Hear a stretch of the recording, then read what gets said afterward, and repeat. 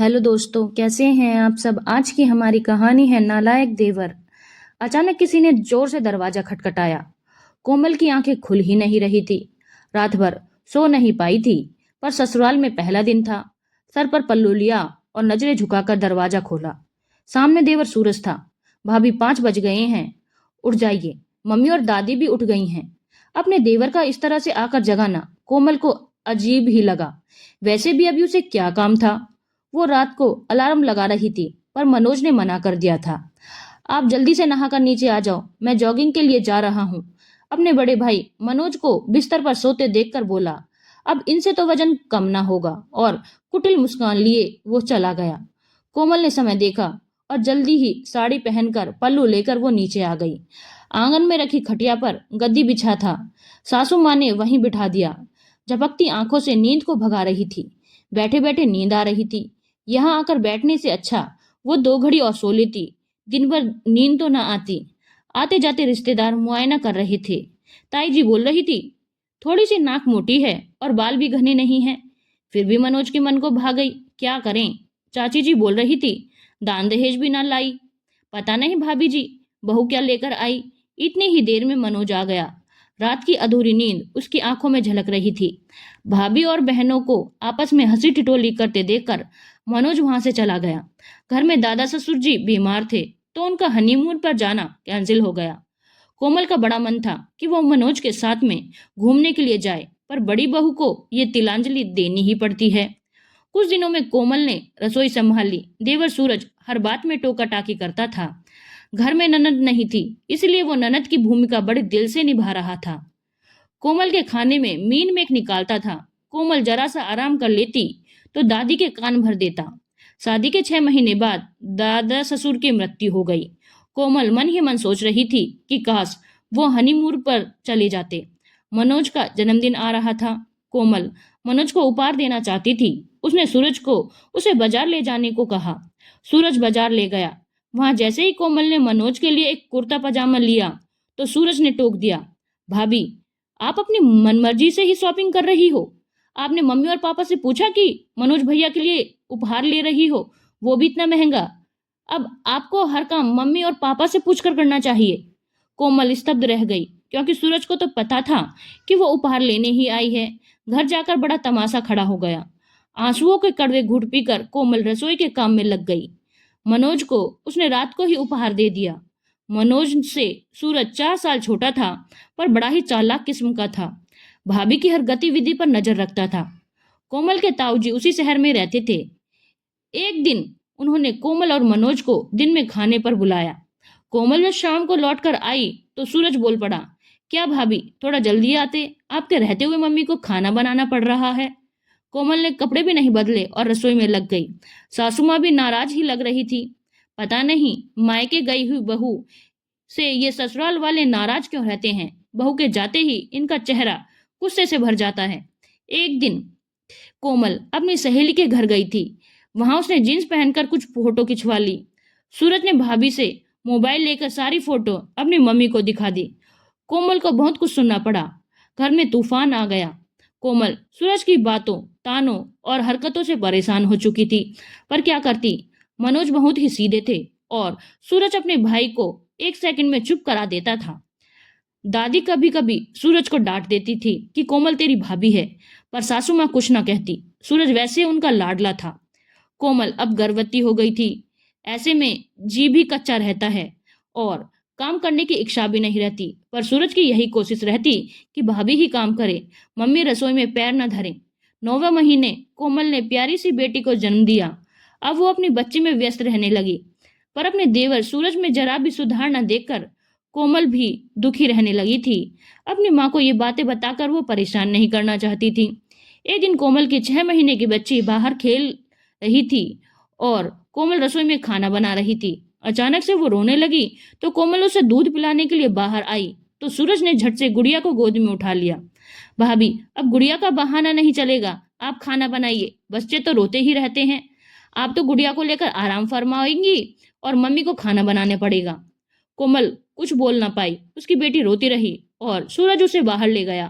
कोमल ने जल्दी जल्दी हाथ चलाए और रसोई का काम निपटाकर दूध के लिए तड़पती अपनी बच्ची को सीने से लगा लिया।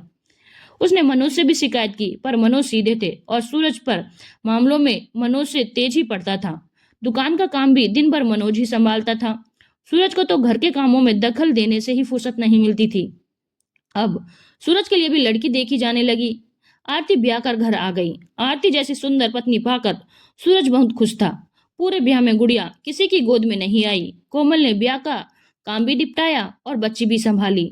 शादी के दूसरे दिन 7 बज गए, पर आरती कमरे से निकलकर बाहर ना आई। तो कोमल ने जोर से दरवाजा खटखटाया तो सूरज बाहर निकला। भाभी, ये क्या तरीका है? आरती सो रही है, उसे शादी की थकान आ रही है, आप उसकी नींद खराब कर दोगे। पहले 2 कप चाय भिजवा दीजिए, फिर वो उठ जाएगी। वैसे भी क्या जल्दी है, कुछ काम तो है नहीं। आरती को थोड़ी देर और सोने दो। सूरज की बात सुनकर कोमल अवाक रह गई। घर की बहू तो 5 बजे उठती है, पर आरती तो अभी तक भी सो रही है। सासू माँ भी बोली, नई नवेली है, सोने दे। कोमल चुप हो गई। आरती के मायके से तो बहुत दहेज आया है।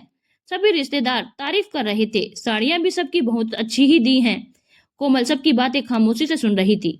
दादी सास बिस्तर में थी, उनकी हालत बहुत खराब चल रही थी। आरती और सूरज रुकना नहीं चाहते थे। मम्मी, सारी बुकिंग हो चुकी है, पैसे बर्बाद हो जाएंगे, हम दोनों हनीमून पर जाते हैं, कुछ होगा तो आप सब बड़े तो हैं घर में। सूरज ये कहकर निकल गया। 4 दिन बाद ही दादी जी की मृत्यु हो गई, पर वे दोनों अपना हनीमून मनाकर ही आए। आते ही किसी ने उन्हें कुछ नहीं कहा। सूरज ने अपने मोबाइल पर मम्मी को आरती के जींस में फोटो दिखाई, जिसे देखकर सास बहुत खुश हुई। उन्होंने बहू के जींस पहनने पर जरा भी तमाशा नहीं किया। आरती रसोई में काम ही कर रही थी। वो इससे बचने के तरीके ढूंढती। कभी अपने मायके के किसी रिश्तेदार के यहाँ चली जाती, तो कभी बाहर सूरज के साथ घूमने निकल जाती। कोमल ने सास से कहा तो वो भी आरती का पक्ष लेकर बोलती, तू है ना रसोई संभाल लेती है, उसे घूमने फिरने के दिन है, उसे अपनी जिंदगी जीने दे। एक दिन आरती बाजार से लौटी। उसने एक खूबसूरत महंगी ड्रेस दिखाई। कल इनका जन्मदिन है, इन्हें उपहार में दूंगी। आरती, तुमने मम्मी जी से आज्ञा ली कि इतनी महंगी ड्रेस ले रही हो? तभी सासू मां अंदर आ जाती हैं। आरती समझदार है, इसे शॉपिंग करने के लिए आज्ञा लेने की क्या जरूरत है? कोमल के पैरों से जमीन सरक जाती है। वो अपने देवर सूरज और सासू माँ का पक्षपात रोज देख रही थी। अब पानी सर तक आ गया था। एक दिन शाम को सूरज कहता है, भाभी, हम दोनों शाम को घूमने जा रहे हैं, मम्मी से पूछ लिया है, आप खाना बनाकर रख लेना, हम भी घर आकर खाना खाएंगे। कोमल का गुस्सा फूट पड़ा। देवर जी, आपकी पत्नी भी इस घर की बहू है, उसकी भी कुछ जिम्मेदारियां हैं। मैंने बहू बनकर हर जिम्मेदारी निभाई है, अब उसकी बारी है। आपकी पत्नी को सोने की, घूमने की, शॉपिंग करने की, कुछ भी पहनने की आजादी है, वो कुछ भी कर सकती है। जिन चीजों के लिए आप मुझे टोका करते थे, बड़ा ज्ञान देते थे कि बहू के ये फर्ज होता है, ये जिम्मेदारी होती है, तो वो ही ज्ञान अपनी पत्नी को क्यों नहीं देते हो? उसे भी बहू बनकर इस घर के प्रति अपने सभी फर्ज निभाने चाहिए। ये घर अकेले मेरी जिम्मेदारी तो नहीं है। मेरी बिटिया रो रही है और उसे मेरी जरूरत है। मम्मी जी, आप और आपकी लाडली बहू ये रसोई संभाल लें, मैं अकेले ये रसोई नहीं संभालूंगी। 3 सालों से सब सह रही हूँ। लगता था बहू हूं तो ये सब सहना ही होगा, इसलिए कभी जुबान नहीं खोली। आरती भी इस घर की बहू है, पर उसे सब तरह का आराम है, तो फिर मैं अकेली ही क्यों सहूं? देवर जी, भाभी को रोकना टोकना बहुत आसान है, सिर्फ जुबान हिलानी पड़ती है। अब वो ही टोका टाकी अपनी पत्नी के साथ भी करो। उसे भी घर की बहू का हर फर्ज निभाने दो, उसको भी अपनी जिम्मेदारी निभाने दो। एक बात और कहनी है, कल को आपके भी बच्चे होंगे, वो रोते रहेंगे। आरती को रसोई का काम करना पड़ेगा, तब आपको दर्द आएगा।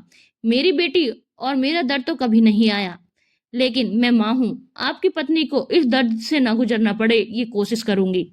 कोमल ने अपनी बेटी को गोद में लिया और अपने कमरे में चली गई। अंदर जाकर मनोज से लिपटकर बहुत रोई। मन हल्का हो गया। आखिर तुमने आज हिम्मत करके बोल ही दिया। मनोज ने कोमल की सराहना की। अगले दिन कोमल 5 बजे की जगह 6 बजे उठी, रसोई में गई तो आरती भी वहीं थी। आज आरती और उसने मिलकर रसोई संभाली। कोमल के चेहरे पर विजयी मुस्कान थी। पाठकों, मैंने कई महिलाओं के मुंह से सुना है कि शादी के बाद देवर ने भाई बनकर नहीं बल्कि हिटलर बनकर भाभियों को नियम कानून समझाए हैं, पर जब उन्हीं की शादी हुई तो वो अपनी पत्नी के आगे भीगी बिल्ली बनकर रह गए। देवर भाभी के भाई समान होता है, अच्छा दोस्त होता है, पर कुछ देवर भाभी को तंग करते हैं और जीना मुश्किल कर देते हैं। धन्यवाद दोस्तों। अगर आपको कहानी अच्छी लगी हो तो चैनल को लाइक, शेयर और सब्सक्राइब करना ना भूलें।